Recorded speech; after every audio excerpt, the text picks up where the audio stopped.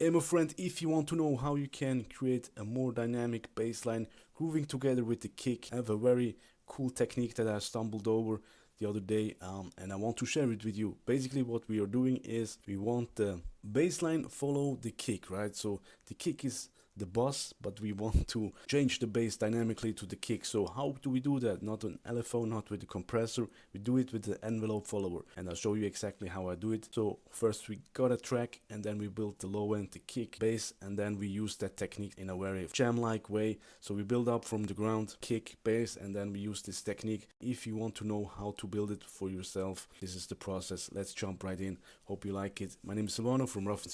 Let's jump right over to Ableton. Let's have some fun, dude. Alright, so this is the track that we are going to work with today.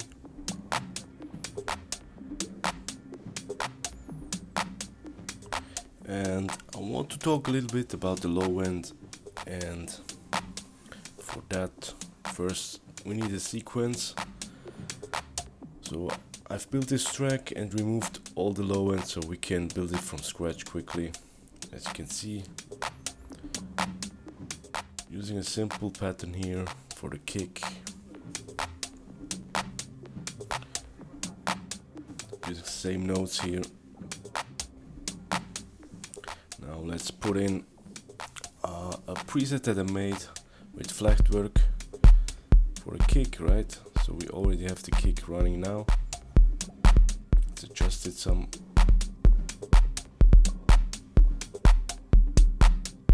Kicks here and velocity for this off kick here.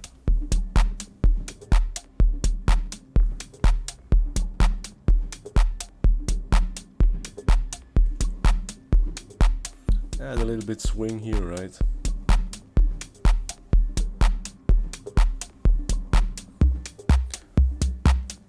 Another pitch. Could do it here with the notes or also with the frequency. Just doing what feels right for the track. I mostly do things by ear, you know, not frequency and stuff.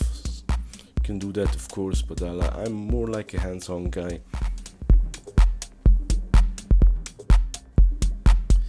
Now here's a little trick. MD Snake doesn't allows us to have long sequences here.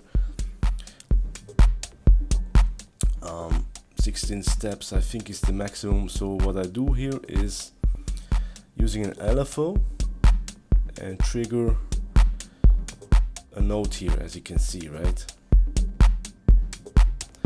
And then I use a rate here. So this always gets triggered every 2 or 4 bars.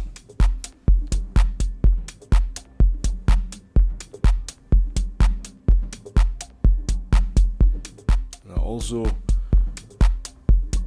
adjust the velocity a little bit so we get even more variation here on this off kick here, right?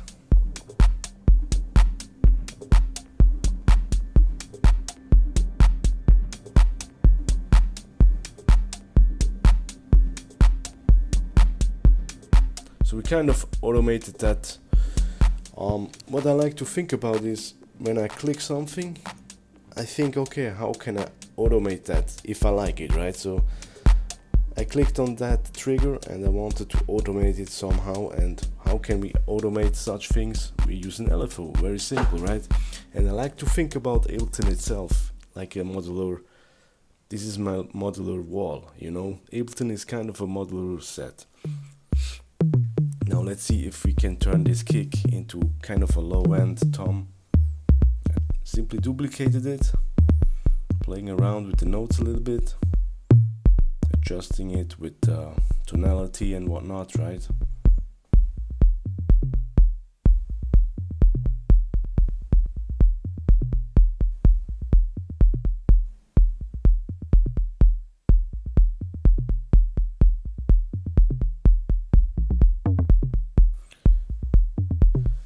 Here again I'm testing, and now we could automate that, right? But instead of using an LFO, here's the magic.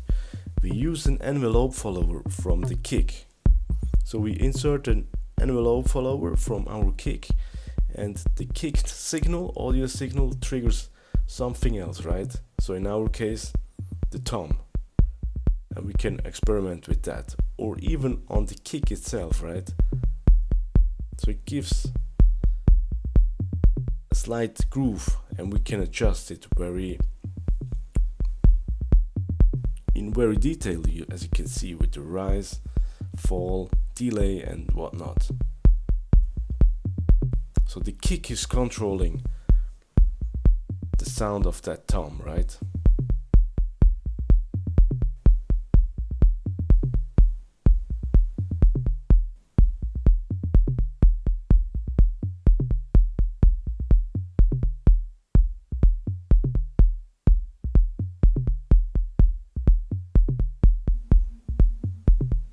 Let's adjust it a little bit. Again, envelope follower on the kick, controlling the low end tom that we created. Now we get some nice groove going on here, right? As you can see, the envelope follower triggers the timbre, harmonics. Could also, yeah, you can test and experiment with any kind of sound or dial, right? And then we move the range a little bit here without it.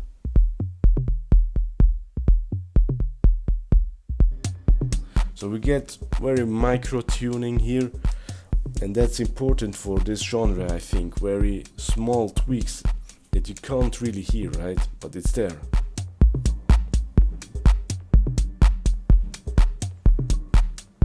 And you can do that, of course, for any kind of sound you want. You can also use this technique on a clap. So the envelope follower inserting on the kick and then triggering or kind of automating other sounds based on the kick. Instead of using an LFO, we use the envelope follower, borrowing the signal from the kick as a controlling signal in that case, right?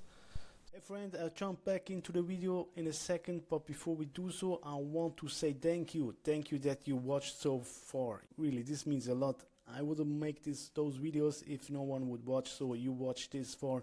So I want to reward that, and I want to give you something for free, which is my Ableton Live One Tool preset pack. So this is basically Ableton Live based stock pack. Those are basically presets, you know, that you can drag and drop into your channels. Let's jump quickly in and see some examples how this can help you out and how it can inspire you, and then we jump back to the content. Thanks for watching.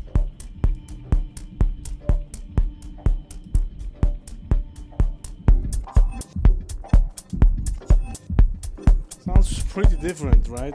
Those are little sound design tools to keep you going. Hopefully, go and grab it, it's for free. Let's make this a little bit dirtier, maybe. Right? Automated.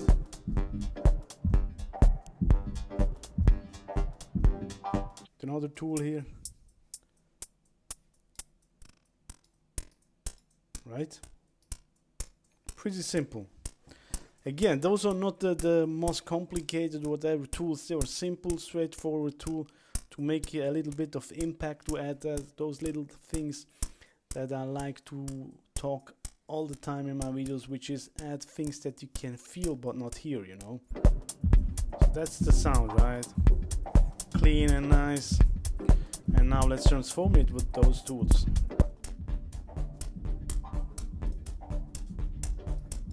Of course we want some additional grooves, right? Now you can transform shit pretty easily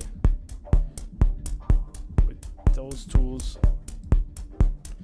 It lets you really tweak stuff, you know, that's my whole point. It's not the fanciest shit, but it's quick and an easy fix, and that inspires you, you know. Combine it, add more stuff, add more tools, and it keeps you going. I hope it does, you know. So let's add some stuff to this, maybe. right? Let's make quick A/B. Sounds pretty different, right? Those are little sound design tools to keep you going. Hopefully, go and grab it. It's for free. I also want to show what's possible with one simplistic, minimalistic tools. You know, you can transform your shit with stock plugins. So yeah, if you want that, grab it on the link below. Thanks for watching. Now let's get back to the content. So here's another example. Want to make another maybe low end kind of sound. As you can hear. Kick controlling it. With the envelope follower.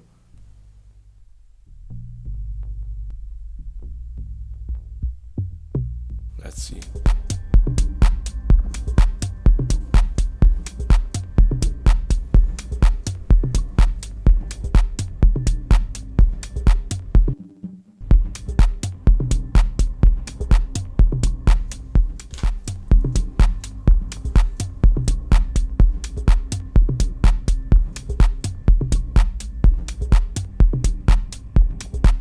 Adjusting a few things here maybe for this texture.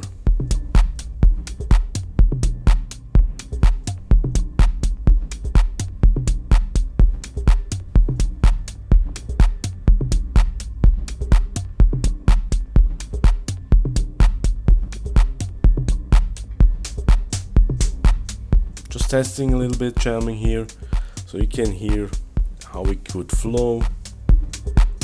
But in essence, what's really nice, again, borrowing the kicks sound here with the envelope follower, the kick signal to control something else. So it's kind of it's matched, you know, to the kick kind of.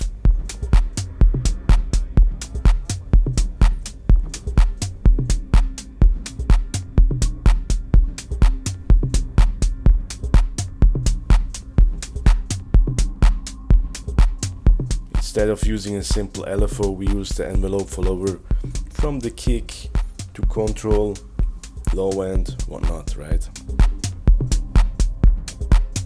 So yeah, hope this was helpful, inspiring. Test it out on your very own track. Insert envelope follower to your kick and then assign different values to something else on a different channel if you like, on your low end, on your clap, on your hi-hats, whatever you want. And when the kick is not playing, then you get a little bit of a different sound, right? Which is actually cool. So if you remove the kick, for example, in a break, you already have a little bit of a variation, right? So that's the whole strategy here.